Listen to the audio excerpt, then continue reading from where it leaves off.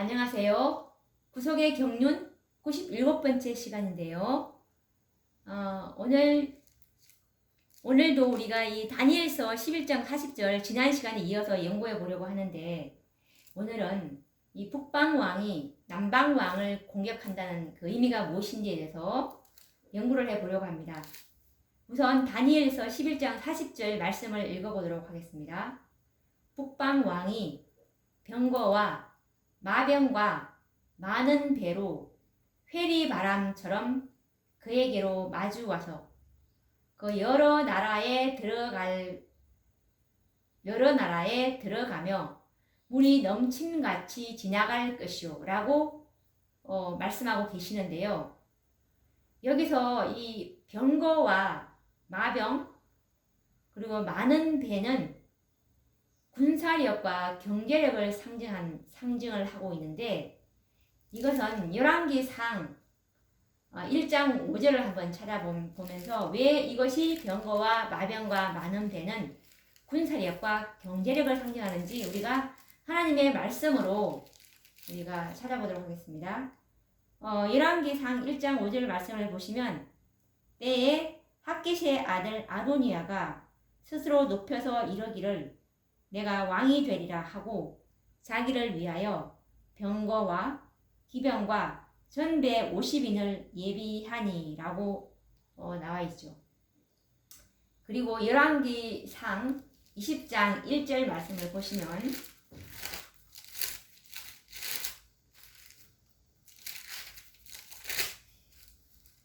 아람 왕 벤하닷이 그 군대를 다 모으니 왕 32인이 저와 함께 있고 또 말과 병거들이 있더라. 이에 올라가서 사마리아를 에워싸고 치며 라고 나와 있죠. 그리고 시편 107장 23절을 한번 보도록 하겠습니다.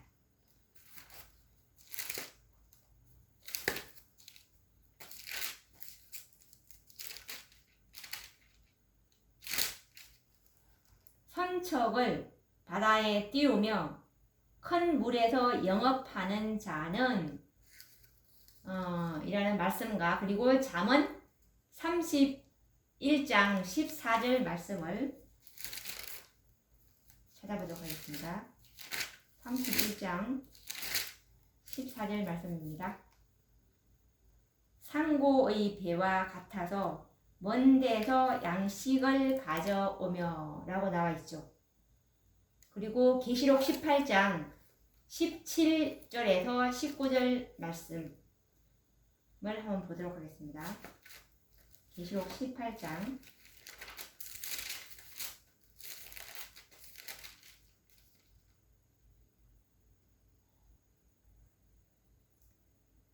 그러한 부가 일시간에 망하였도다. 각 선장과 각 철을 다니는 선객들과 선인들과 바다에서 일하는 자들이 멀리 서서라고 말씀하고 있는데, 이 모든 말씀들을 토대로 볼 때 이 병거와 마병, 많은 배는 군사력과 경제력을 상징한다는 것을 알 수가 있어요. 그리고 또 이 물이 넘침같이 지나갈 것이요 라고 다니엘서 11장 40절에 나와 있는데, 이 물이 넘침같이 지나갈 것이요 라는 이 의미는 이 소련인 남방왕을 위시한 공산주의의 몰락을 상징하는 의미입니다.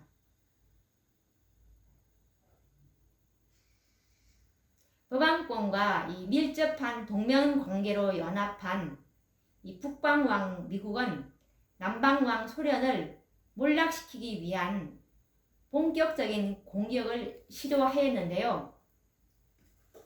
그러면 이 남방왕의 몰락과 역사적 배경을 우리가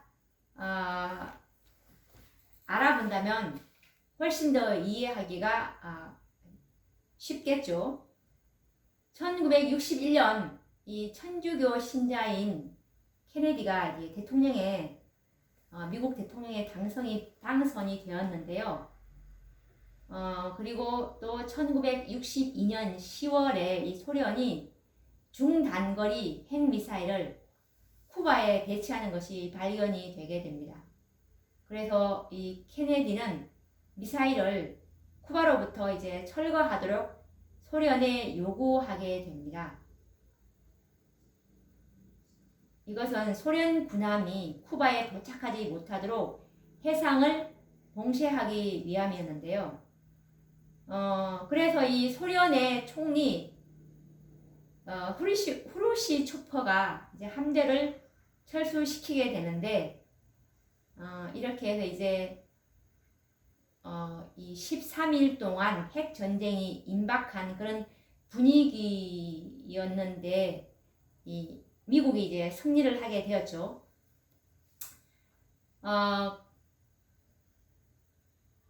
그렇게 해서 이제 1980년에 이제 레이건이 강력한 미국을 제창하면서 이제 공산주의의 세력과 정면 대결을 선언하게 되었죠. 그리고 1982년에는 이 교황과 비밀 회담을 가짐으로 공산주의를 무너뜨릴 계획을 수립하게 됩니다. 그리고 1983년도에는 이 레이건이 최대의 병력 증강 작업에 착수하게 되고, 1983년에는 공산정부 축출을 위해서 이 카리브해의 작은 섬인 그라나다를 실제적으로 침공하게 되는 사건이 있었습니다. 그리고 1984년에 미국은 바티칸과 이제 공식 수교를 맺게 됩니다.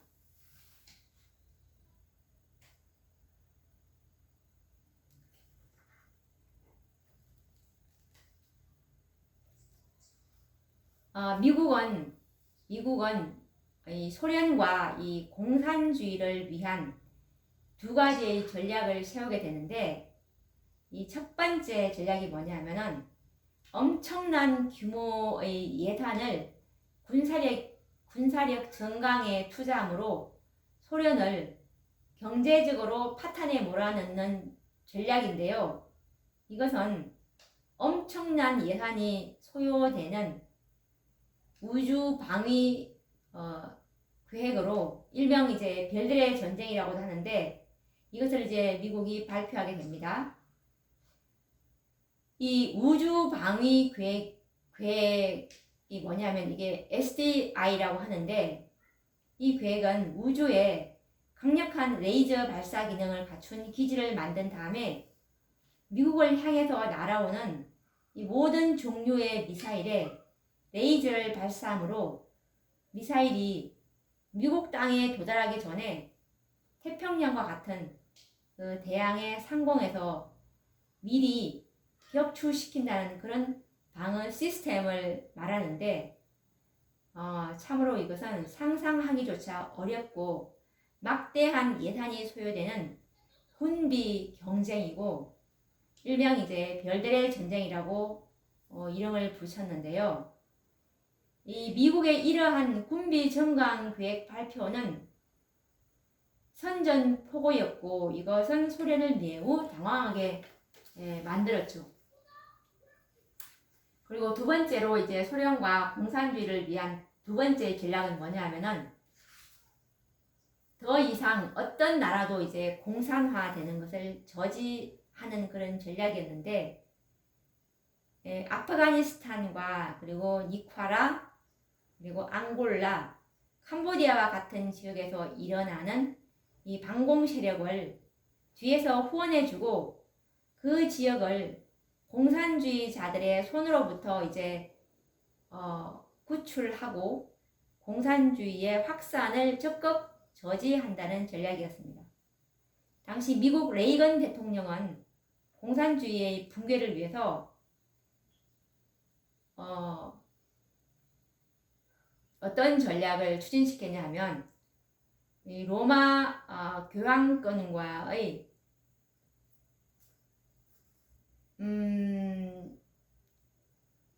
로마 교황권의 로마 교황의 붕괴를 위해서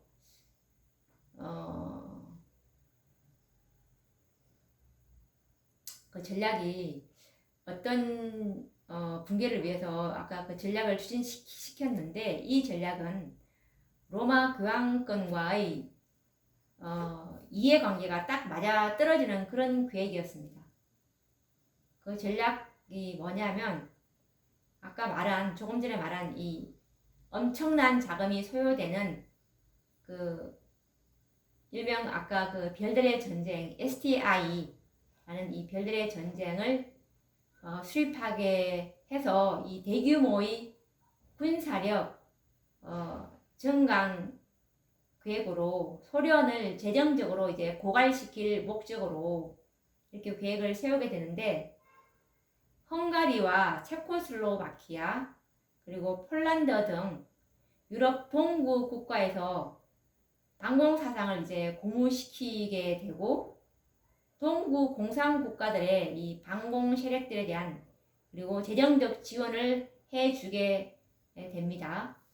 그리고 유럽과 일본, 서구의 기술이 소련으로 이제 유입되지 못하게 이제 막아버리게 되고, 그리고 또 매스컴을 이용해서 반공 사상을 주입하게 되고, 미국의 소리, 라디오 자유 유럽과 같은 이 방송을 이용해서 공산주의의 사상을 이제 회유하게 되는 그런 정책을 이게 쓰게 되는 것이죠.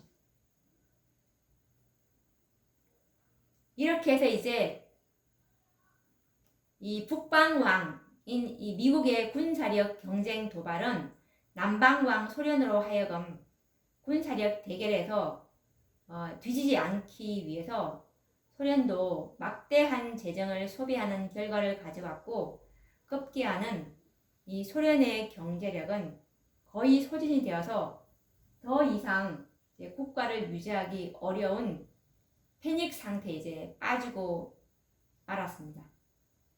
막대한 경제력을 가지고 있었던 미국은 서방 세계와 서방권의 경제적인 후원을 받고 있었던 반면에 경제력의 약점을 가지고 있는 이 공산주의 국가들과 소련으로서는 미국을 당할 수가 없었습니다. 이와 같은 군비 전쟁에서 남방왕 소련은 북방왕 미국의 군사력의 힘과 서방권의 공조에 의한 이 경제의 세월이 바람을 견디지 못하고 결국 이제 무너지고 말았습니다. 우리가 이 역사를 되돌아보면 당시 소련은 경제력이 거의 소진되었고, 그 결과로 국내 정세가 매우 혼란스러웠고, 이 소련이라는 이 나라의 존립 자체가 매우 어려웠던 모습을 우리는 역사 속에서 더듬어 볼 수가 있는데요.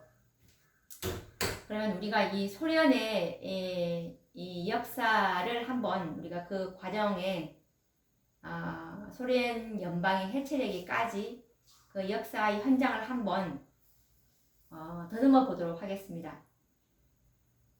이 소련은 1953년부터 1964년도에는 후르시초프가 이제 수상으로 당선이 되고, 그리고 1964년에서 1982년에는 브레즈네프가 이제 수상이 되었습니다. 그리고 1982년부터 1984년도에는 유리 안드로포프가 취임하게 되고, 그리고 그는 15개월 만에 사망을 하게 되는데요. 그 다음에 이어서 이제 1984년부터 1985년 3월 10일에는 이 콘스탄틴 체르넨코가 이제 급사를 하는 이 사건이 있었습니다. 그리고 1985년 이 3월에는 고르바초프가 공산당 서기장으로 선출되고, 이 고르바초프는 경제 회복을 위해서 동서 유럽 선진국들과 이제 통상 무역 관계를 발전시키기 위해서 노력하지만 실패하게 됩니다. 그리고 1987년 12월에는 이 고르바초프가 미국의 로널드 레이건 대통령과 이제 회동을 하게 되고, 이런 해에는 이 9년 동안 점령하고 있던 아프가니스탄에서 소련군을 이제 철수시키게 됩니다. 이거 우리 예전에 기억나실 것입니다. 이 떠들썩했죠. 그리고 1989년도에는 이 고르바초프가 교황을 아련하고서 무릎을 꿇게 되는 그런 일이 있었어요. 그리고 1990년에는 고르바초프가 이제 냉전에 종지부를 찍게 되고 1991년 12월에 드디어 소련 연방은 해체되어 역사에서 사라지게 됩니다.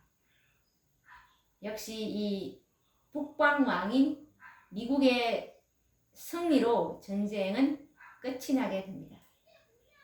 그래서 우리가 다니엘서 11장 40절 말씀을 다시 읽어보면, 마지막 때에 남방왕이 그를 찌르리니 북방왕이 병거와 마병과 많은 배로 회리바람처럼 그에게로 마주와서 그 여러 나라에 들어가며 물이 넘침같이 지나갈 것이오라는 이 말씀이 문자 그대로 예언이 이제 성취되게 되는 것이죠.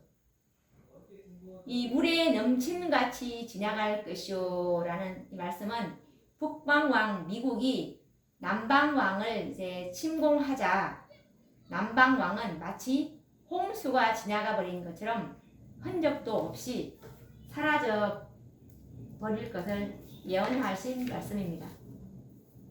공산주의의 그 맹주인 막강한 소련은 말씀 그대로 온데간데 없이 이제 사라져 버리고, 그와 함께 공산권의 여러 나라들도 완전히 이제 몰락하고 말았습니다.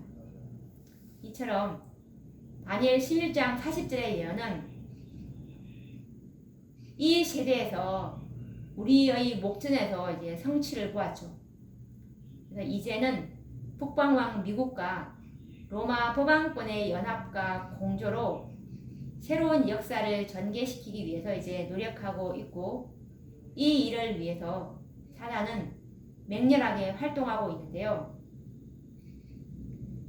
이제 다음 단계의 예언은 북방왕이 이제 영화로운 땅에 들어가는 예언이 성취되는 것입니다. 사단은 오늘날 이 사업을 추진하고 있는데요. 이제 북방왕의 다음 차례의 공격 대상은 여자의 남은 자손이 될 것입니다. 베드로전서 5장 8절 말씀해 보시면, 근신하라 깨어라 너희 대적 마귀가 우는 사자같이 두루 다니며 삼킬 자를 찾나니라고 말씀하고 있는데, 이 마지막 여자 이 북방왕의 공격 대상은 계시록 12장 17절에 보면 여자의 남은 자손 곧 하나님의 계명을 지키며 예수의 증거를 가진 자들로 더불어 싸우려고 바다 모래 위에 섰더라라고 기록하고 있듯이, 사탄은 대쟁투의 시초부터 하나님의 율법은 지킬 수 없다고 주장해 왔기 때문에 하나님께서는 이 여자의 남은 자손을 통해서 하나님의 율법은 지킬 수 있다는 것을 증거하게 하실 것입니다. 그러면 우리가 또 다음 시간에는 다니엘서 또 11장 41절 말씀을 또 이어서 연구를 해보도록 하겠습니다. 그러면 다음 시간에 뵙도록 하겠습니다. 감사합니다.